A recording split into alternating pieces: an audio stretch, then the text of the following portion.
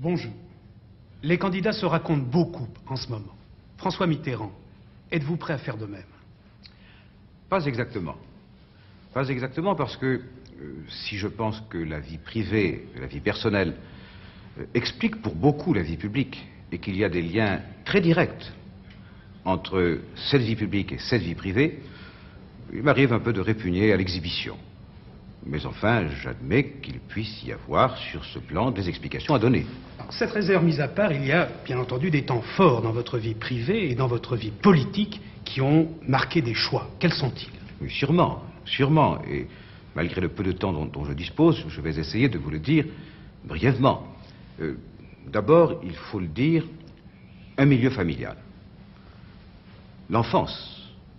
Mon père était du Berry, ma mère était de Saintonge, et comme cela se fait beaucoup dans la vie provinciale, j'ai vécu dans la famille de ma mère. Mes parents étaient très unis, et nous étions nombreux. 8 frères et sœurs, et 2 cousins germains dont le père avait été tué à la guerre de 14-18. Bon, alors on vivait en groupe, d'une façon très autonome, et en même temps dans une grande liberté d'esprit, mais nous étions une famille. Cela a dominé, je crois, le reste de ma vie. D'ailleurs, aujourd'hui encore, nous sommes 9, vivants, nous nous voyons beaucoup. La solidarité familiale, je crois que ça compte beaucoup.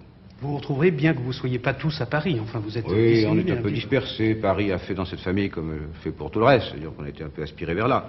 Enfin, il y en a qui sont encore en province, en particulier en Charente. Ensuite, il y a eu la captivité et la résistance. Très important pour moi, la guerre, 20 ans, 21 ans, il faut imaginer 1939... 1940, je suis blessé et fait prisonnier de guerre sur mon lit d'hôpital.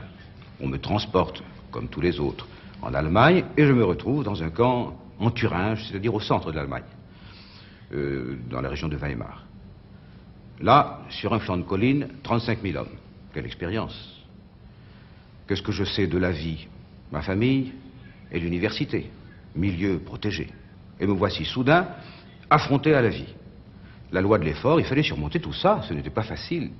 À côté de cela, naturellement, les amitiés. Figurez-vous qu'aujourd'hui, encore, mes vrais amis, mes solides amis, ceux que je revois à tout moment, c'est mes anciens camarades de captivité. Et ils le savent bien. N'inventons rien, c'était quand même pas le paradis. Et d'une certaine manière, il fallait beaucoup de solidarité pour dominer, nous étions en 1940, 1941, l'Allemagne de Hitler, cette espèce d'Europe qu'on nous dessinait pour 1000 ans. Bref, j'avais envie d'en sortir. Je me suis évadé. J'ai voulu ma liberté et je l'ai conquise. Une fois, échec, 22 jours, 22 nuits, à travers l'Allemagne, à pied. J'ai été repris à la frontière suisse, le dernier soir. On recommence, 8 mois après, je me fais reprendre à Metz, à quelques kilomètres de la frontière, puisqu'il y avait annexion à l'époque. Enfin, la 3e fois était la bonne.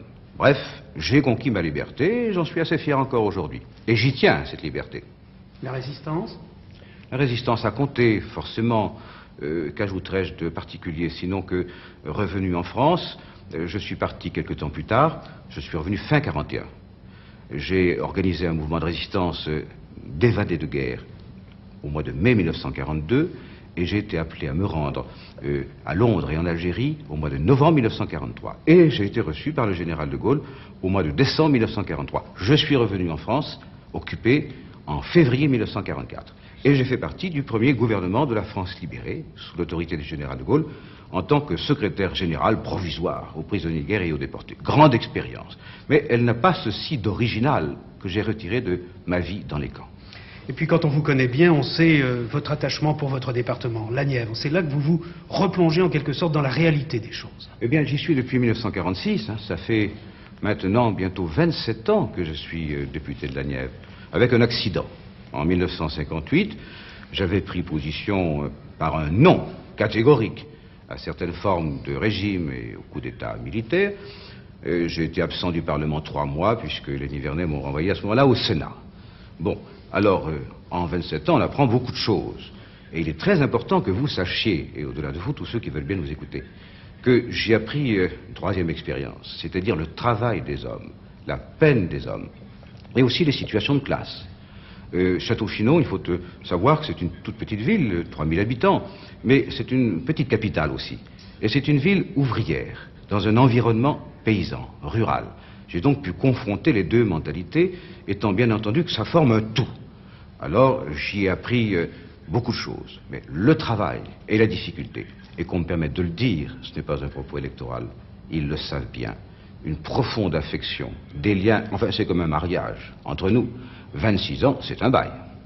Il nous reste 2 minutes 30, j'aimerais me transformer en fonctionnaire d'état civil et vous demander des renseignements sur votre famille, tout banalement. Officier d'état civil, dites-moi, vous changez de rôle. Eh bien, voilà, je suis marié depuis 30 ans. Presque 30 ans. C'était en octobre 1944. C'est-à-dire que c'était encore la guerre. Et j'ai épousé une jeune fille que j'ai connue. Elle était infirmière dans un maquis. Elle avait la croix de guerre à 17 ans. On s'est mariés. Nous avons eu 3 enfants. Nous en avons 2 aujourd'hui. 2 garçons. Ils ont 27 et 25 ans. Nous vivons tous ensemble. Il n'y a pas de conflit de génération chez moi.